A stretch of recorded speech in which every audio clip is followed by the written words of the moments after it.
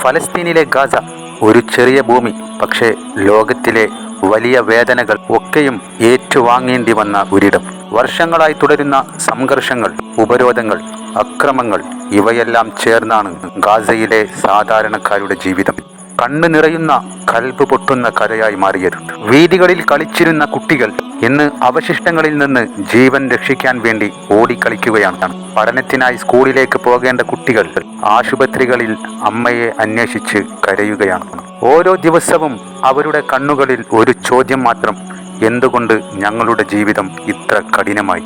ലോകം മുഴുവൻ മുന്നേറുമ്പോൾ ഗാസയിൽ സമയം വേദനയുടെ നിഴലിൽ നിൽക്കുകയാണ്.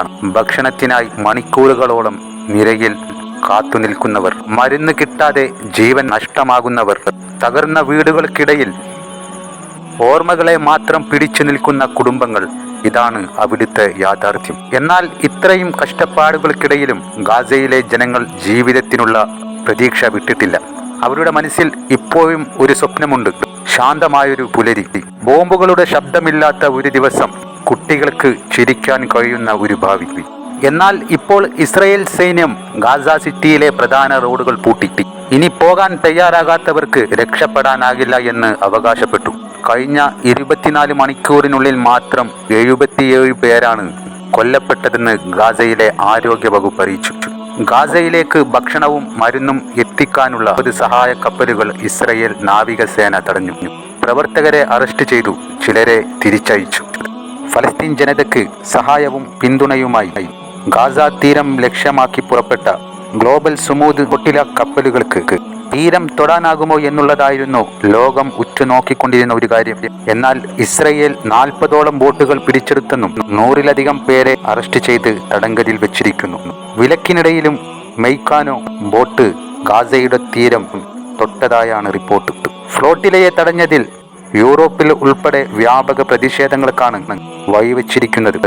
20ഓളം പടക്കപ്പലുകൾ ഉൾപ്പെടെയുള്ള സന്നാഹങ്ങൾ ഒരുക്കിയാണ് ബലപ്രയോഗത്തിലൂടെ ഇസ്രായേൽ 40-ലേറെ ബോട്ടുകൾ പിടിച്ചെടുത്തത്.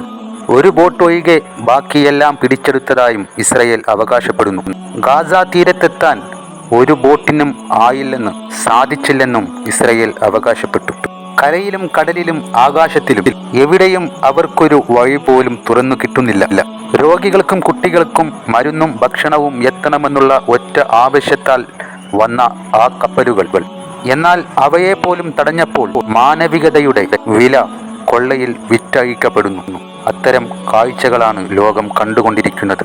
ഇവിടെ ഒരമ്മ തൻ്റെ കുഞ്ഞിന് ഒരു നേരം ഭക്ഷണമോ വെള്ളമോ നൽകാനാകാതെ കരയുമ്പോൾ ലോകം മനുഷ്യ അവകാശങ്ങളെക്കുറിച്ച് സംസാരിച്ചു കൊണ്ടിരിക്കുന്നു.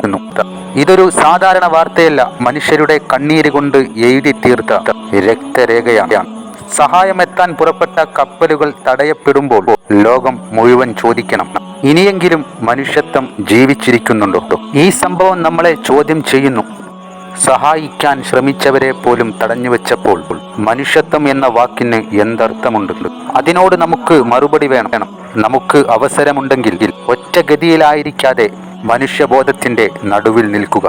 വലിയ പ്രയാസത്തിൽ കഴിയുന്ന ഫലസ്തീൻ ജനതയ്ക്ക് ശാന്തിയും സമാധാനവും ഉണ്ടാകട്ടെ. അക്രമങ്ങളും അനീതികളും പാടെ തുലയട്ടെ.